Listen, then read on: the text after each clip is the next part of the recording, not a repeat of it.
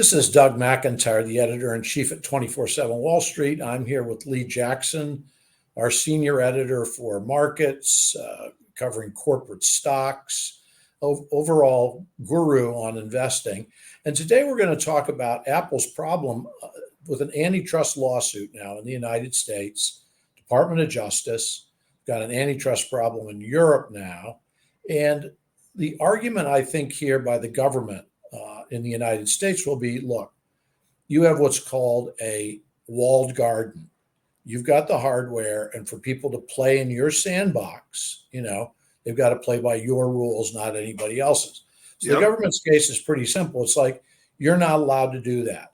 Everybody else who's in the ecosystem who uses things like Android needs to come in on commercially reasonable terms to get on watch, iPhone, iPad, all of that stuff. So let's start with where we are now if Apple doesn't have that lawsuit, which is we're in trouble now anyway, right? Leave the suit aside. Well, I think it's almost a given that they're going to have to concede something, because their basic case is all of your products are interlocking to each other. Your customers can't really work outside the space very well, without having a big drop off in some quality.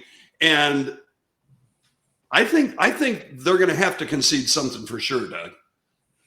One of the problems you've got if you're an investor, and we'll get into Warren Buffett in a minute, who's a huge investor, is that Apple is always this. Right now, it's a wounded mammoth already.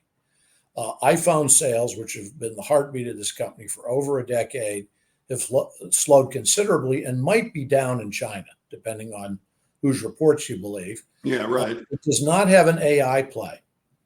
All the other guys have AI plays. Amazon just made a big acquisition. Big. Way ahead in this. People don't love the Google AI solution, but at least they've got one. There are rumors that Google will do something with Apple to get AI on the Apple products. But Apple's problem right now is, even without this government trouble, investors are worried, aren't they? Yeah, I think they are. And when you refer to the iPhone as being literally the linchpin for sales, it seems, and I think the numbers back it up, that they're coming up to iPhone 16. And there's just not enough new ideas and new gadgets, and the camera's a little better, or, we've got a titanium case or this. I think that's starting to hit a wall because they're so expensive and people are running out of money. People are running out of money. You're right. The difference from generation to generation isn't that good. And unless they have a really unbelievable iPhone AI offering, there's no place for them to go except down the AI road with the iPhone. And they've said nothing about what that integration should look like. So investors have to imagine the stock is being beaten up, and it's because investors can't imagine that. So let's look for a second at what the government's saying. So, you've got Apple TV Plus, you've got the music stuff, you've got millions of apps.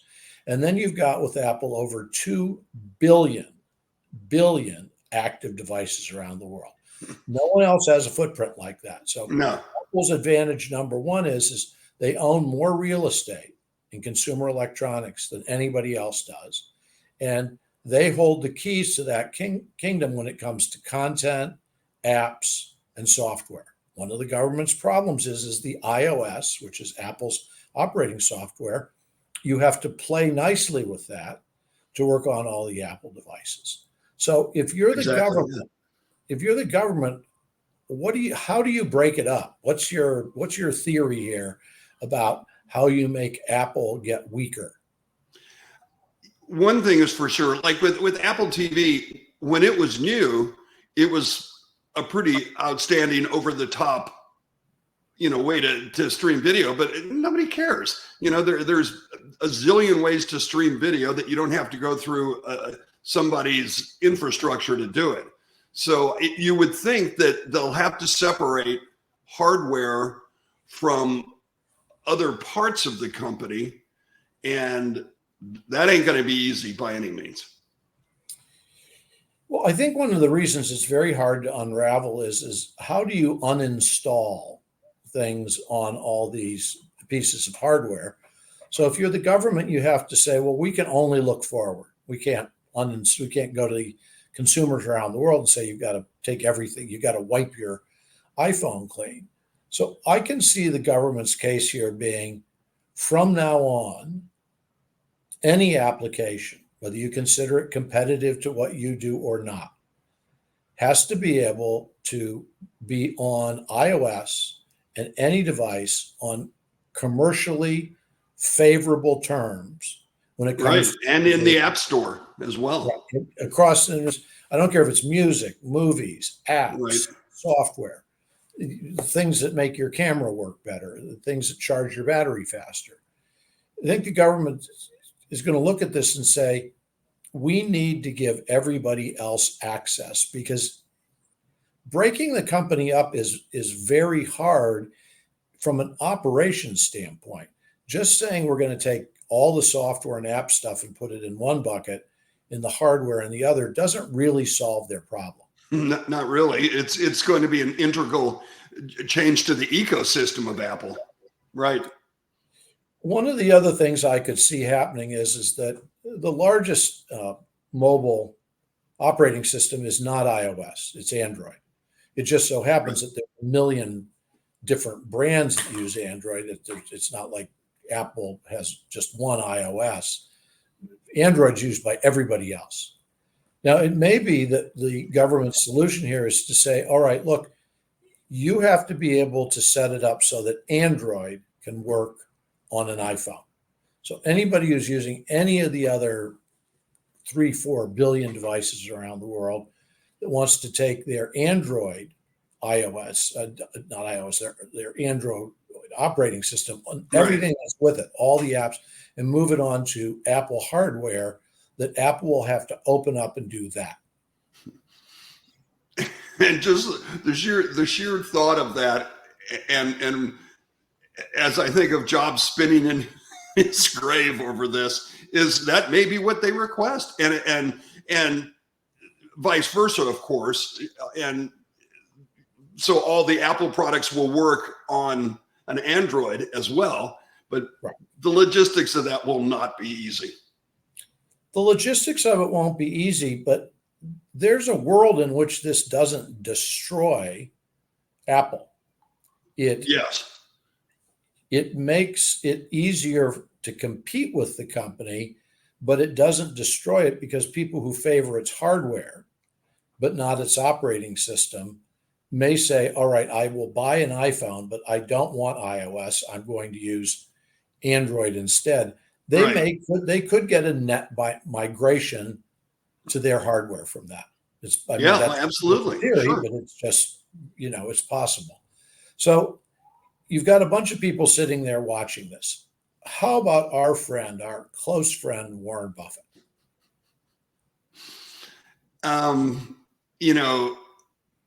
We've written about him for years, and the guy's a genius. There's no question about it.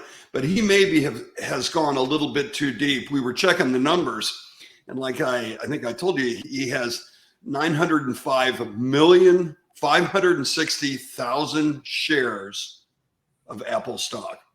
It's about 42% of the holdings in Berkshire Hathaway. It's almost 6% of the total float of Apple. If he decides that it's not going the way he wants, even to sell half of that position could probably cut the stock in half, maybe more. I mean, they can do what's called a VWAP on the stock and just trickle it out every day for months and months and months. But Wall Street hears stuff like that. And the minute that, say, short sellers hear that he's trying to move a big position, it's not going to be good for the stock, that's for sure. Look, even if he has the most gifted traders in the world, every quarter, as you know, he has to file what his holdings are, what's up, down. So even if he's the stealthiest trader in the universe, everybody's going to know if he started to sell it. And if there is one investor in the world where buying shares or selling them affects the confidence of millions, if not tens of millions of shareholders, it's Warren Buffett. So, absolutely. I mean, and I'm surprised. I mean, he's a genius, but there's nothing in, and we write about Buffett all the time, and he's been very good to us, but there's nothing in his portfolio that is anywhere near that heavy. Not Coke, not any of his big holdings is even close to that big. And I don't know if the stock crashes, what does he do? Does he just panic and sell and further a crash? Because you can bet that if there's some ruling from the government, that stock will get hit hard, whether Warren Buffett's selling or not. No, it'll get hit very hard. Absolutely. This, just so people don't think we're going to have an answer on this in 2024, AT&T went through this in the 1980s. It did get broken up. What you all know as AT&T is different from what it used to be. AT&T used to be every single phone in every single house and business in the United States, long distance directories plus Bell Labs. So there's nothing, there's no comparable phone company in the United States today. Microsoft, as you know, in the 2000s came within days, didn't they? Within days of having to be broken up. Yeah, it was, they were literally, I think, 2 weeks out when they finally made a deal. Yep. I think it's Ballmer that made the deal. And, you know, he had to concede more, I think, than they expected back then. Right. But in many ways, it would be as if we forced everybody to have Windows on every computer. I mean, right. The comparable to this would be, and in this day and age, every window and every phone, because there wasn't Windows. People forget this. Before Apple became huge and then Google introduced Android, Ballmer and Gates tried to do everything they could to get the same level of dominance on portable devices with Windows. They did. They absolutely did. Right. And if you look at Microsoft's, as an aside, the history of Microsoft, the biggest single strategic failure they ever had was to give up the mobile market to Google and Apple. Yeah. Yeah, it was a mistake. I mean, 20 years later and 25 years later, you can say, well, you know, they've gone off in a better direction, so it doesn't matter. But think of how dominant Microsoft could be if they had done that. Right, if they had done that. So I think people should figure this is going to take, with appeals and everything else, 2 to 3 years. Yeah, it'll take 2 to 3 years. In the meantime, Apple still has to fight with the EU about the suit that they've got going there for antitrust, plus all the things we talked about.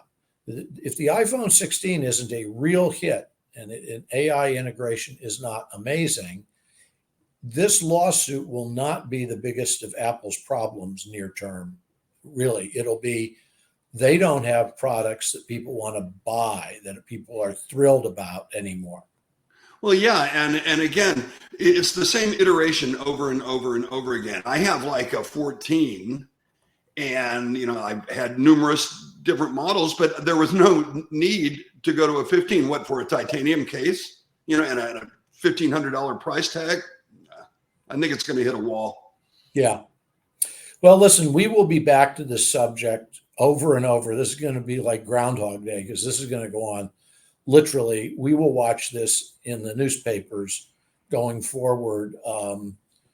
You know, it'll be 2026 before there's anything definitive on this. Yeah, and I think for investors that are watching and folks that read 24/7, the smart thing may be to trim it down a little bit, trim your holdings a little bit, kind of keep an eye on the thing, but don't get to the point where you have to sell when everybody else is selling. You know, if you've got some decent gains, take them. And reset your capital, and but you can't fight the big boys. No, you really can't. Lee will be back to Apple very soon for the audience, and I will talk to you shortly. See you soon.